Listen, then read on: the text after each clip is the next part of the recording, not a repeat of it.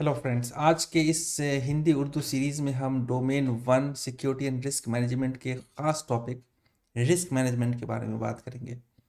इस डोमेन के नाम में ही रिस्क मैनेजमेंट है, आपको पता चल रहा होगा ये कितना इम्पोर्टेंट है। तो रिस्क मैनेजमेंट की जब भी हम बात करते हैं तो ये डिस्कशन जो है ज़्यादातर हमारे दिमाग में इन चीज़ों की शक्ल सूरत सामने आती है, जैसे कि बिजनेस इम्पैक्ट असेसमेंट। तो अच्छा, वहाँ पे रिस्क असेसमेंट करना होता है, क्वालिटेटिव और क्वांटिटेटिव। और जैसे कि डिज़ास्टर रिकवरी प्लानिंग करनी है, या हमारा बिजनेस इम्पैक्ट असेसमेंट करना है, बिजनेस कंटिन्यूटी प्लानिंग करनी है, तो इन सब जगह पे हमें कहीं ना कहीं रिस्क असेसमेंट करना होता है। तो कहाँ से इसकी शुरुआत की जाए? जब हम CISSP बुक्स को फॉलो कर रहे हैं तो साइबेक्स 9th एडिशन में आपको जो है ये टॉपिक मिलेगा कुछ चैप्टर्स के अंदर। लेकिन अगर मैं प्राइमरी सोर्स, प्राइमरी रेफरेंस की बात करूं या प्राइमरी रेफरेंस मटेरियल की बात करूं, तो जो CISSP करिकुलम है वो हेवली निस्ट फोकस्ड है ना। तो हमें निस्ट डॉक्यूमेंटेशन को समझना होगा, और निस्ट डॉक्यूमेंटेशन में जो रिस्क मैनेजमेंट एक्सप्लेन किया गया है जिस तरीके से, उसकी अगर हमें समझ आ गई तो काफ़ी सारा मसला सॉल्व हो जाता है, आसान हो जाती है चीज़ें। तो हम इस टॉपिक पे बात करेंगे कि निस्ट के अंदर जो डॉक्यूमेंटेशन की हायरार्की है उसमें रिस्क मैनेजमेंट कहाँ पे आता है ना। और जब ये चीज़ समझ में आ जाएगी तो हमें किताब को भी फॉलो करना बहुत आसान हो जाएगा। तो जहाँ तक रिस्क मैनेजमेंट की बात है तो आपके सामने, आपके जहन में ये बात होनी चाहिए कि रिस्क मैनेजमेंट निस्ट 839 में कवर किया गया है ना। ये नंबर आपके दिमाग में होना चाहिए, निस्ट 839 या निस्ट स्पेशल पब्लिकेशन 839। तो निस्ट स्पेशल पब्लिकेशन 839 में ओवरऑल इंफॉर्मेशन सिक्योरिटी रिस्क को कैसे मैनेज करना है किसी ऑर्गेनाइजेशन के अंदर, उसके बारे में एक्सप्लेनेशन दी गई है। 3 टियर बताए गए हैं उसके अंदर, है ना। ऑर्गेनाइजेशनल टियर बताया गया है, मिशन ऑब्जेक्टिव टियर बताया गया है, और इंफॉर्मेशन सिस्टम टियर बताया गया है। उसको व्यूज़ भी कहते हैं, जैसे organisation view, mission objective view, और आपको इंफॉर्मेशन सिस्टम व्यू। ये एक तरह से एक डिसीजन फ्लो है फ्रॉम मोर स्ट्रेटेजिक, जो कि ऑर्गेनाइजेशन व्यू है, to more specific tactical risk response, जो कि हमारा इंफॉर्मेशन सिस्टम व्यू है। तो ये 839 है। आपको आपके दिमाग में इसकी शक्ल बन गई होगी एक पिरामिड जैसी, कि सबसे ऊपर हमारा ऑर्गेनाइजेशनल व्यू है, फिर मिशन एंड ऑब्जेक्टिव व्यू है, और फिर हमारा इंफॉर्मेशन सिस्टम व्यू है। पहले ये इमेज को दिमाग में रखना ज़रूरी है। अच्छा, अब इसके नाम से ही आपको ये पता चल रहा होगा कि ऑर्गेनाइजेशन व्यू का क्या मतलब हो सकता है, या मिशन ऑब्जेक्टिव व्यू का क्या मतलब हो सकता है, और इंफॉर्मेशन सिस्टम व्यू का क्या मतलब हो सकता है ना। ऑर्गेनाइजेशन व्यू का मतलब ये है कि कोई भी ऑर्गेनाइजेशन जो है, चाहे वो एक कंपनी है, कॉरपोरेट कंपनी है, या एक गवर्नमेंट एंटिटी है, तो उसका एक एक ओवरऑल उस ऑर्गेनाइजेशन का एक सेटअप होता है ना। तो उसमें कुछ इनहेरेंट रिस्क होते हैं, है ना। तो उसको उस एंगल से देखना, ऑर्गेनाइजेशन के पर्सपेक्टिव से देखना कि ऑर्गेनाइजेशन कैसे सस्टेन कर रही है, वो हमारा ऑर्गेनाइजेशनल व्यू है ना। उसके बाद जो मिशन ऑब्जेक्टिव व्यू है, तो हमारी ऑर्गेनाइजेशन किस डायरेक्शन में अलाइंड है, उसका मेन बिजनेस क्या है या उसका मेन पर्पस क्या है, वो हमारा बताता है मिशन ऑब्जेक्टिव व्यू। और जो तीसरा व्यू है, इंफॉर्मेशन सिस्टम व्यू है, वो बिल्कुल ही एक लो लेवल, उसमें जो है कंसिडरेशन ली जाती है कि हमारे पास क्या क्या मिशन क्रिटिकल प्रोसेसेस हैं, उसके क्या क्या सिस्टम हैं, क्या क्या एसेट्स हैं, और क्या हार्डवेयर और सॉफ्टवेयर हैं, पीपल प्रोसेस एंड टेक्नोलॉजी है जो कि इसको सपोर्ट कर रही है ना। तो ये हमारा निस्ट 839 है ना। यहाँ पे हमने टीयर्स की बात करी। अच्छा, अब इन टीयर्स की रिस्क को मैनेज करने के लिए 4 स्टेप बताए गए, है ना। और वो स्टेप्स क्या क्या है? सबसे पहला स्टेप है कि हमें रिस्क को फ्रेम करना है ना। फ्रेम करने का मतलब ये है कि जैसे हम फिजिक्स में कहते हैं कि फ्रेम ऑफ रेफरेंस डेवलप करना है। किसी भी चीज़ को स्टडी करने के लिए पहले एक फ्रेम ऑफ रेफरेंस डेवलप करते हैं। जैसे कि हम बात करते हैं हीलियोसेंट्रिक रेफरेंस फ्रेम या जियोसेंट्रिक रेफरेंस फ्रेम की, उसी तरह यहाँ ऑर्गेनाइजेशन के अंदर जब हम इंफॉर्मेशन सिस्टम्स की बात कर रहे हैं तो वहाँ पे हमें रिस्क को फ्रेम करना होता है। फ्रेमिंग का रिस्क मीन्स कि रिस्क क्या क्या क्या कंस्ट्रेंट्स हैं, क्या क्या अजम्पशंस हैं, हमारी रिस्क कैपेसिटी क्या है, हमारा रिस्क एपेटाइट क्या है, हम कितना रिस्क टॉलरेट कर सकते हैं, और हमारी क्या क्या उसके अंदर जो है नॉन टेक्निकल क्या क्या फैक्टर्स हैं, वो सारी चीज़ें फ्रेमिंग में आ जाती हैं, है ना, रिस्क को फ्रेम करना। उसके बाद हम क्या करते हैं, रिस्क असेसमेंट करते हैं। तो अब जब हम रिस्क असेसमेंट करते हैं तो उसके लिए एक अलग निस्ट की डॉक्यूमेंटेशन है। फिर इसको रिस्पॉन्ड करते हैं। रिस्पॉन्ड का मतलब कि उसके लिए हम कंट्रोल्स लगाते हैं, फिर उसको हम मॉनिटर करते हैं। तो ये 4 स्टेप्स में हमारा रिस्क मैनेजमेंट होता है बेसिकली। तो आपको अभी तक मैंने एक डॉक्यूमेंट के बारे में बताया, निस्ट 839, और उस निस्ट 839 जो चलता है उसके 4 स्टेप्स बताएं, और उसके व्यूज़ कितने हैं, वो 3 व्यू बताएं। अच्छा, फिर हम थोड़ा सा पीछे जाते हैं। जो हम मैंने थर्ड व्यू आपको बताया था निस्ट का, जो कि इंफॉर्मेशन सिस्टम व्यू था। बेसिकली इंफॉर्मेशन सिस्टम व्यू को एक्सप्लेन करने के लिए एक निस्ट डॉक्यूमेंटेशन है जो कि निस्ट 837 कहलाता है, जिसको हम रिस्क मैनेजमेंट फ्रेमवर्क भी कहते हैं, RMF, है ना। तो निस्ट 839 एक मास्टर डॉक्यूमेंट है जो कि इंफॉर्मेशन सिस्टम सिक्योरिटी रिस्क के बारे में बताता है। उसका जो थर्ड व्यू है, which is more tactical slash operational view आप कह सकते हैं, वो क्या है, इंफॉर्मेशन सिस्टम व्यू। और उसको इम्प्लीमेंट करने के लिए, या उसको एक्सप्लेन करने के लिए, या उसको इंडोर्स करने के लिए हमारे पास जो डॉक्यूमेंटेशन है वो है निस्ट 837। तो आप निस्ट 837 RMF को एक तरह से एक सपोर्टिंग डॉक्यूमेंट भी कह सकते हैं, जो कि 839 के टीयर 3 पे काम कर रहा होता है ना। ये चीज़ ध्यान में रखना है। तो अब ये तक आप मैंने आपको 2 डॉक्यूमेंटेशन बताया, निस्ट 839 और निस्ट 837। अच्छा, चलिए जर्नी को आगे बढ़ाते हैं। अब मैंने आपको ये बताया था कि जो रिस्क मैनेजमेंट हम कैसे करते हैं किसी भी कंपनी का, उसके 4 स्टेप्स बताएं। फ्रेम करते हैं सबसे पहले, वी फ्रेम द रिस्क। उसके बाद क्या करते हैं, असेसमेंट करते हैं, रिस्क असेसमेंट करते हैं। फिर रिस्पॉन्ड करते हैं और मॉनिटर करते हैं, राइट। आई थिंक यही 4 स्टेप्स हैं।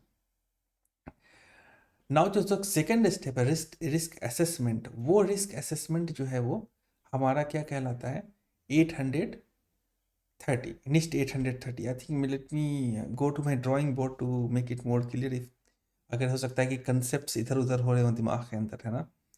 तो मैंने इंग्लिश जो सीरीज़ बनाई है, इंग्लिश सीरीज़ पे जो मैं काम कर रहा हूँ CSSP के, उसमें जो वीडियो सीरीज़ नंबर 39, 40, 41, 42 है, आई थिंक 40, 41, 42 जो है, ये एक्सप्लेन कर रहे हैं ये सारे टॉपिक जो मैं हिंदी में भी एक्सप्लेन कर रहा हूँ। तो आप उन उन वीडियोज़ को रेफ़र कर सकते हैं। तो खैर, अभी तक मैंने आपको बताया निस्ट 839, जो कि ये है मार्च 2011 में ये पब्लिश हुआ था, जो कि मैनेजिंग इंफॉर्मेशन सिक्योरिटी रिस्क, है ना, ये रिस्क को मैनेज करने का तरीका बता रहा है। ठीक है। अब इसका जो थर्ड व्यू है, इंफॉर्मेशन सिस्टम व्यू है, जो कि 837 रिवीजन 2 है ना, रिस्क मैनेजमेंट फ्रेमवर्क कहला रहा है। अच्छा, 839 एग्जीक्यूट कैसे करना है, तो उसके मैंने कितने स्टेप्स होता है, 4। फ्रेम करना है, एसेस करना है, रिस्पॉन्ड करना है, मॉनिटर करना है। और रिस्पॉन्ड करना है कैसे, वो 830 है ना, रिस्क निस्ट 830 और निस्ट SP 830। ठीक है। तो ये हमारे पास डॉक्यूमेंटेशंस हैं, right. 839 overall information security risk management, 837 addresses tier 3 of the 839, which is risk management framework, NIST 830, right. अच्छा, जब हम रिस्क मैनेजमेंट कर रहे होते हैं तो उसका जो असेसमेंट फेज है, which is the second phase, right, second phase of risk management, है ना, फ्रेमिंग, असेसिंग, रिस्पॉन्डिंग। ये जो असेसमेंट है वो कहलाता है निस्ट 830, जो कि 17 सितंबर 2012 में जो है ये इसका ड्राफ्ट आया था, रिवीजन 1, जिसको हम फॉलो कर। अच्छा, इसमें क्या हम डिस्कस करते हैं, इसको मैंने जो मेरा सीरीज़, हिंदी सीरीज़ में जो सेकंड मैंने वीडियो बनाया था उसमें बहुत अच्छे से एक्सप्लेन किया था इसको मैंने, कि जब भी हम रिस्क असेसमेंट की बात कर रहे होते हैं उसमें हम 4 चीज़ों के बारे में डिस्कस करते हैं और उसका रिलेशन निकालते हैं किसी एक एसेट के कॉन्टेक्स्ट में, है ना। कोई भी एक एसेट हो सकता है हमारे पास, टेंजिबल, इंटेंजिबल, जैसा भी एसेट हो। तो हम देखते हैं कि उसके लिए थ्रेट क्या है, क्या वल्नरेबिलिटी है हमारे एसेट में, सिस्टम में, प्रोसेस में, है ना। तो थ्रेट, वल्नरेबिलिटी, उसका इम्पैक्ट क्या हो सकता है, हार्म क्या हो सकता है, और उसकी लाइक्लीहुड क्या है उस इम्पैक्ट के रियलाइज होने की। तो ये 4 चीज़ें हम डिस्कस करते हैं रिस्क असेसमेंट में। ये सारी बातें अगर आपके दिमाग में है तो आप कोई भी क्वेश्चन मिस नहीं करेंगे सीआईएसएसपी में। अगर कोई क्वेश्चन निस्ट डॉक्यूमेंटेशन के रेफरेंस में आता है तो, या कोई क्वेश्चन ऐसे फ्रेम होता है कि अच्छा अगर हमें रिस्क असेसमेंट करना है तो उसमें से ये 4 में से कौन से स्टेप्स हैं जो कि उसके अंदर आएंगे। आपको पता है थ्रेट, वल्नरेबिलिटी, इम्पैक्ट और लाइक्लीहुड, है ना। ये सारी चीज़ें, कुछ चीज़ें ऐसी हैं जो आप अगर याद कर लें तो एडिड एडवांटेज हैं। लोग याद करने को बहुत डिस्करेज करते हैं, लेकिन ऐसा नहीं है। आप अगर कुछ चीज़ों को मेमोराइज करके रखेंगे तो काफ़ी हेल्प मिलती है। लेकिन मेमोराइजेशन की हद तक ही अपने आप को लिमिट करना, ये एक डेंजरस रेसिपी हो जाता है। आपको थोड़ा सा उससे आगे निकल के उसके कॉन्टेक्स्ट को समझने की कोशिश करनी है, उसको कोरिलेट करने की कोशिश करनी है कि हमारे डे टू डे लाइफ में कैसे चल रहा है, ऑर्गेनाइजेशन में कैसे है ये चीज़ें, मतलब एक्शन में होती हैं, है ना। तो डॉक्यूमेंटेशन हमने क्या डिस्कस कर लिया, 839 इंफॉर्मेशन सिक्योरिटी और information security risk management, 837 is risk management framework which acts on tier 3 of 839। अच्छा, उसके बाद 830 की बात करी हमने, जो कि सेकेंड स्टेप है हमारा किस चीज़ का, रिस्क 839 का बेसिकली जो सेकेंड स्टेप है, जब हम रिस्क मैनेजमेंट कर रहे होते हैं तो उसके असेसमेंट का जो फेज़ है वो 830 है ना। ये डॉक्यूमेंटेशंस हैं। अभी अब इस व्यू से आपके पास एक ऐसी पिक्चर दिमाग में आ जाएगी जिसको लेके आप बाकी एनालिसिस और बाकी इन्वेस्टिगेशन आप खुद निस्ट डॉक्यूमेंटेशन डाउनलोड करके उसको पढ़ सकते हैं। उसके बाद 2 डॉक्यूमेंट ऐसे हैं जो कि वो भी जानने बहुत ज़रूरी हैं, जो कि निस्ट 853 और 53A है। तो निस्ट 853 क्या है? निस्ट 853 बेसिकली क्या है, ये रिकमेंडेड सिक्योरिटी कंट्रोल्स हैं, है ना। अब किसी भी कंपनी में मैंने बहुत पहले ये इस चीज़ को एक्सप्लेन किया था कि एक चीज़ होती है वो कहलाती है security principles. Security principles basically unchange realities हैं जिसे हमें अचीव करना होता है किसी भी इंफॉर्मेशन सिस्टम के अंदर या किसी भी ऑर्गेनाइजेशन के अंदर। वो प्रिंसिपल्स क्या है? कॉन्फिडेंशियलिटी है, इंटीग्रिटी है, नॉन रिपुडिएशन है, ऑथेंटिकेशन है और अवेलेबिलिटी है। ये सारी चीज़ें हैं जो कि प्रिंसिपल्स हैं। अब इन प्रिंसिपल्स की बुनियाद पे हमारा क्या बनता है, हमारे पास इंफॉर्मेशन सिक्योरिटी और इंफॉर्मेशन पॉलिसी बनती है, right. Information security IS policy document इसको कहते हैं किसी भी कंपनी की। तो उस आईएस पॉलिसी डॉक्यूमेंट को या तो हम बना सकते हैं, कहते हैं inventing the wheel by our self, हम खुद से इन्वेंट करें, इसके लिए बहुत सारा एफर्ट लगाए, या बना बनाया हमारे पास निस्ट 853 है। वो क्या कहता है? निस्ट 853 है रिकमेंडेड सिक्योरिटी कंट्रोल्स और security and privacy control for information system and organisation. आपने ये डॉक्यूमेंट लिया और आपने अपने ऑर्गेनाइजेशन की एनालिसिस करने के बाद आपने क्या किया, इस डॉक्यूमेंट को टेलर कर लिया अपने नीड के हिसाब से, उसकी स्कोपिंग और टेलरिंग करी और आपने एक नया डॉक्यूमेंट बना लिया जो कि आपकी कंपनी का स्पेसिफिक इंफॉर्मेशन सिक्योरिटी डॉक्यूमेंट हो गया। ठीक है। तो मैं बता रहा था 853 क्या है? रिकमेंडेड सिक्योरिटी कंट्रोल्स है, security and privacy control for information system and organisation. ये तो ये डिफरेंट है आरएमएफ से। अभी इससे पहले मैंने जितने भी डॉक्यूमेंट्स बताए 839, 837 और 830, ये सब बहरहाल रिस्क से रिलेटेड है। लेकिन जो 853 है ये हमारा रिस्क से रिलेटेड बज़ाहिर नहीं है, डायरेक्टली नहीं है, लेकिन इसके अंदर जो कंट्रोल्स हैं वो रिस्क की बात कर सकते हैं। एक्चुअली क्या है कि सिक्योरिटी कंट्रोल रिस्क है, जो कि 839 आपको डिस्कस करा। यहाँ पे सिक्योरिटी कंट्रोल की बात की जा रही है। तो यहाँ पे वर्ड कंट्रोल है जो कि प्रीडोमिनेंट है 853 के अंदर, और जो 39 वाली सीरीज है 37 उसके अंदर रिस्क मैनेजमेंट है। ठीक है, ये चीज़ समझना ज़रूरी है। तो security and privacy control for IS and organisation.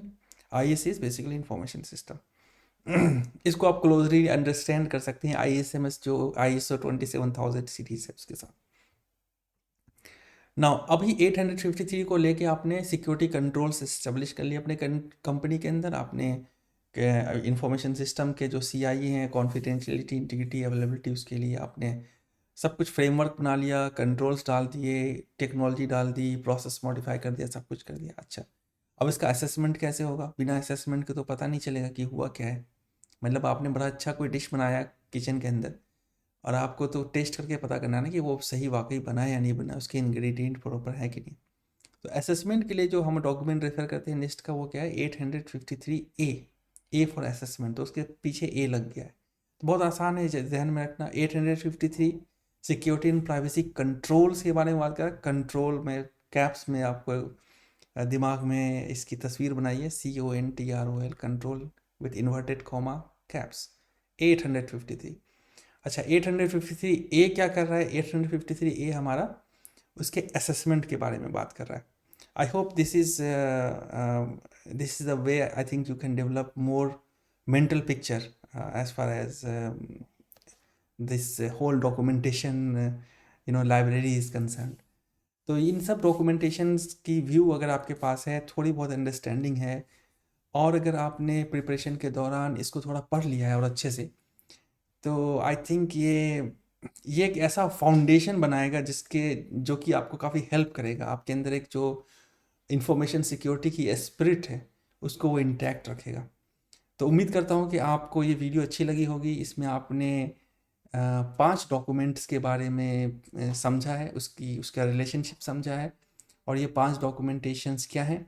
NIST 839, 837, 830, 853 और 853A। और अगर आपको ये चीज़ें समझ में आ गई हैं तो मुझे लगता है कि जहाँ तक CISSP एग्ज़ाम्स में कॉन्फिडेंस डेवलप करने वाली बात है, तो अच्छा खासा कॉन्फिडेंस डेवलप होगा अगर आप इन सारे डॉक्यूमेंट्स को पढ़ लेते हैं। एक अच्छा तरीका यह है कि आप इनका प्रिंट आउट ले लें। बहुत मोटे डॉक्यूमेंट्स नहीं है, प्रिंट आउट लेके आप इसको जो है अगर आप 5 दिन भी लगाएं तो उसमें ये कवर हो जाएगा। और अगर आपने ये कर लिया तो एक ये लाइफ टाइम अचीवमेंट है आपके लिए। CISSP एग्ज़ाम तो अपनी जगह पे है, लेकिन अगर आपने इन डॉक्यूमेंटेशन को समझ लिया तो एक बहुत ही अच्छा मतलब फैक्टर है आपके CV के लिए, आपके एक्सपीरियंस के लिए।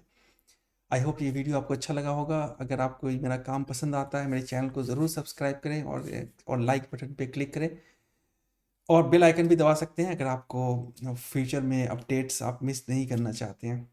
I hope this is useful and let's see you in next video. Thanks for watching.